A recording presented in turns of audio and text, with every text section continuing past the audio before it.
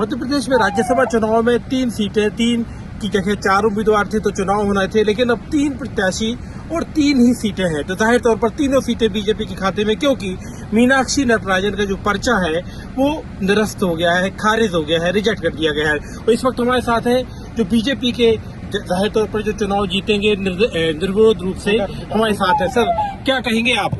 कांग्रेस तो कह रही है कि कांग्रेस कह रही है कि जो पर्चा निरस्त हुआ, ऐसा मतलब जानकारी छिपाई गई, क्यों, क्या वजह रही?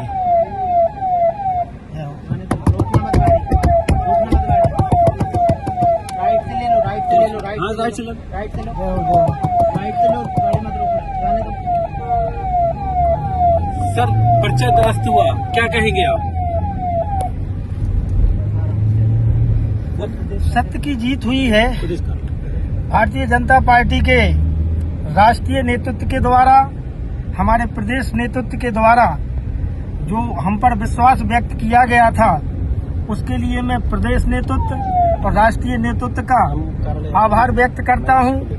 और आज सत्य की जीत हुई है, सत्य जीता है।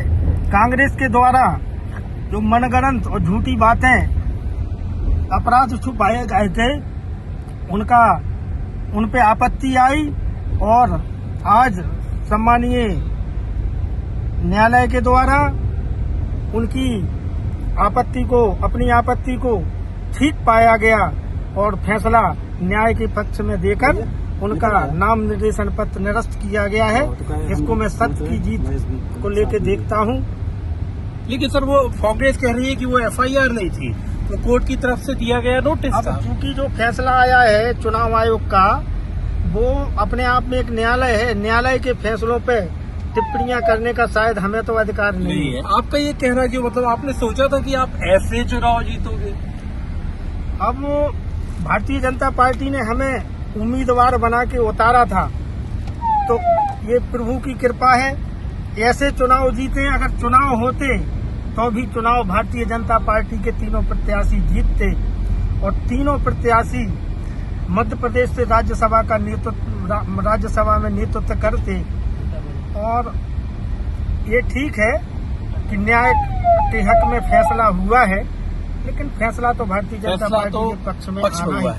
यूपी, उत्तर प्रदेश में मार्च मतलब जल्दी चुनाव का समय आएगा और आपकी जीत को कहा जा रहा है कि मध्य प्रदेश में राज्यसभा चुनाव में केवट समाज की तरफ से पार्टी नेतृत्व जो आदेश हम जैसे कार्यकर्ताओं को देती है, जब हम दायित्ववान होते हैं तब, और जब दायित्व नहीं होते हैं तब। और पिछले इन वर्षों के दरमियान भारतीय जनता पार्टी ने जो जो दायित्व हमें दिए हैं, चाहे हरियाणा में सन 2014 में करनाल सीट पर का मामला हो, चाहे 2016 में शहडोल लोकसभा उपचुनाव का मामला हो, चाहे मुगावली उपचुनाव का मामला हो, चाहे चित्रकूट उपचुनाव का मामला हो, चाहे कहीं का मामला हो, जहां जहां पार्टी ने चुनावों में जवाबदारी दी है, पूरी मेहनत के साथ और पार्टी के निर्देश के अनुसार पार्टी ने जो दायित्व उसमें दिया, उस पर 100% काम करके हमने काम किया है। और आज तो हमारे पास दायित्व है, पार्टी ने बड़ी जिम्मेवारी दी है और हमारा कर्तव्य और अधिक बन जाता है कि जो पार्टी नेतृत्व चाहे उस पर पूरे प्राणपण से लगकर भारतीय जनता पार्टी के लिए काम करेंगे। जो जीत का, जैसे कहते हैं ना कि जीत की क्रेडिट किसे दोगे आप? भारतीय जनता पार्टी के देवतुल्य राष्ट्रीय नेतृत्व और देवतुल्य प्रदेश के नेतृत्व को और मैं जीत की क्रेडिट दूंगा। और हमारे भारतीय जनता पार्टी के देवतुल्य कार्यकर्ताओं, पूरा नेतृत्व, पदाधिकारी, सारे लोगों की कहीं न कहीं सहभागिता होती है।